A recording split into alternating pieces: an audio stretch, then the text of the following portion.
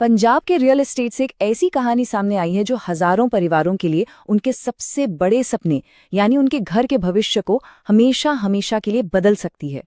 ये सिर्फ एक सरकारी नियम नहीं है, बल्कि एक बहुत पुरानी, बहुत बड़ी उलझन का समाधान है।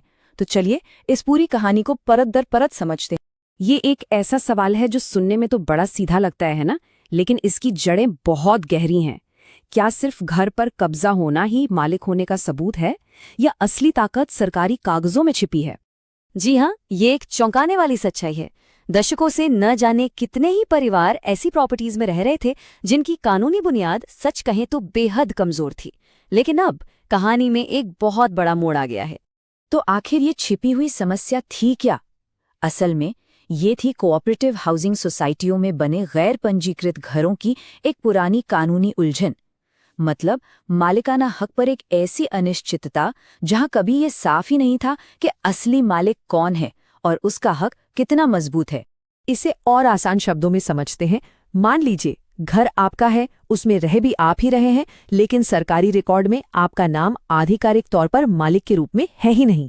ये एक ऐसा कानूनी खालीपन है जो अपने साथ बहुत बड़े जोखिम लेकर आता है। और ये कोई आजकल की बात नहीं थी। ये एक ऐसी समस्या थी जिसे सालों से, दशकों से नजरअंदाज किया जा रहा था, और इसका असर उन अनगिनत लोगों पर पड़ रहा था जो हर दिन एक अनजाने डर के साए में जी रहे थे।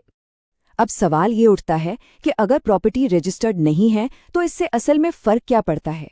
रियल लाइफ में इसके रिस्क क्या थे? चलिए देखते हैं कि ये लोगों की जिंदगी पर कैसे असर डाल रहा था। यहाँ देखिए, तस्वीर एकदम साफ हो जाती है। एक तरफ है रजिस्टर्ड प्रॉपर्टी, जो एक कानूनी किले की तरह है, पूरी तरह सुरक्षित, जिस पर बैंक भी भरोसा करते हैं और जिसे बेचना भी आसान है। और दूसरी तरफ है गैर पंजीकृत प्रॉपर्टी, जो ताश के पत्तों के घर जैसी है, हमेशा जोखिम में, जिस पर लोन मिलना लगभग नामुमकिन है और जिसे बेचने में कानूनी अड़चने ही अड़चने हैं। तो इसका मतलब था एक लगातार बना रहने वाला डर कि कोई भी आकर आपके मालिकाना हक को चुनौती दे सकता है, अपनी ही संपत्ति पर जरूरत के वक्त लोन न ले पाने की लाचारी, और भविष्य में अपने बच्चों को एक कानूनी तौर पर कमजोर विरासत सौंपने की चिंता। मतलब संपत्ति आपकी होते हुए भी कानूनी तौर पर आपकी नहीं थी। लेकिन अब इस दशकों पुरानी समस्या को जड़ से खत्म करने के लिए एक बहुत बड़ा और ऐतिहासिक कदम उठाया गया है। पंजाब सरकार एक ऐसी पॉलिसी लेकर आई है जिसमें इस पूरी कहानी को बदलने की ताकत है।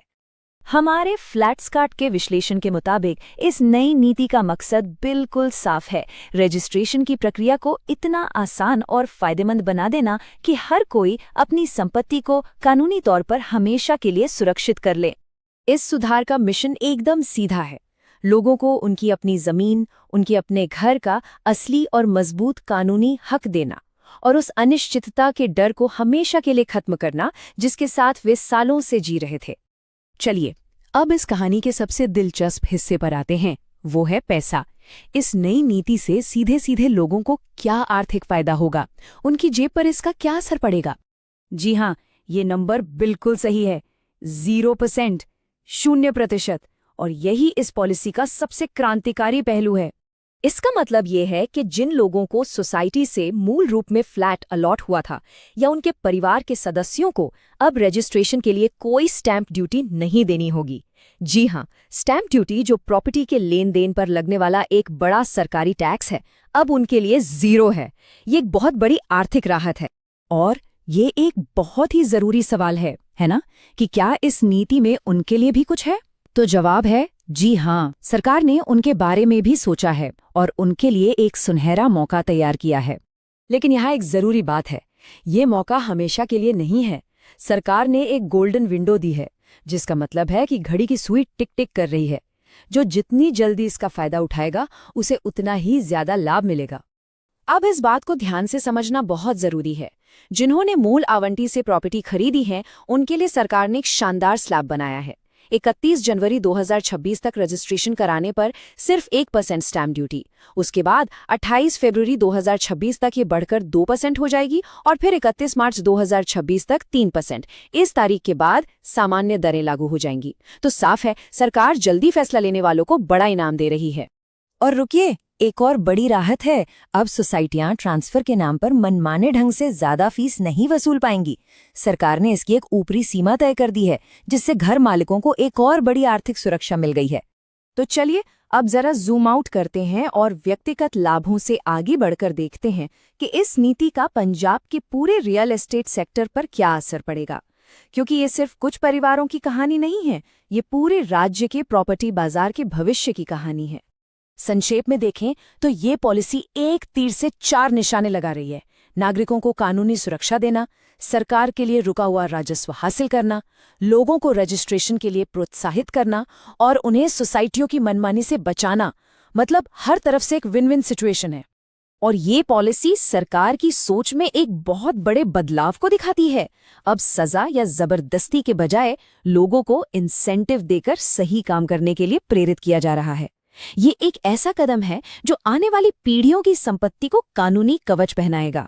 और अंत में ये बड़ा सवाल, क्या पंजाब ने जो रास्ता दिखाया है वो पूरे देश के लिए एक मिसाल बन सकता है?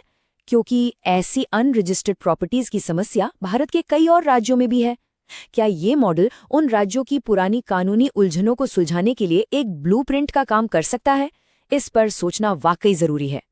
अगर आपको ये विश्लेषण जानकारीपूर्ण लगा तो और भी रियल एस्टेट की गहरी जानकारी के लिए फ्लैट्सकार्ट को लाइक, शेयर और सब्सक्राइब करना न भूलें।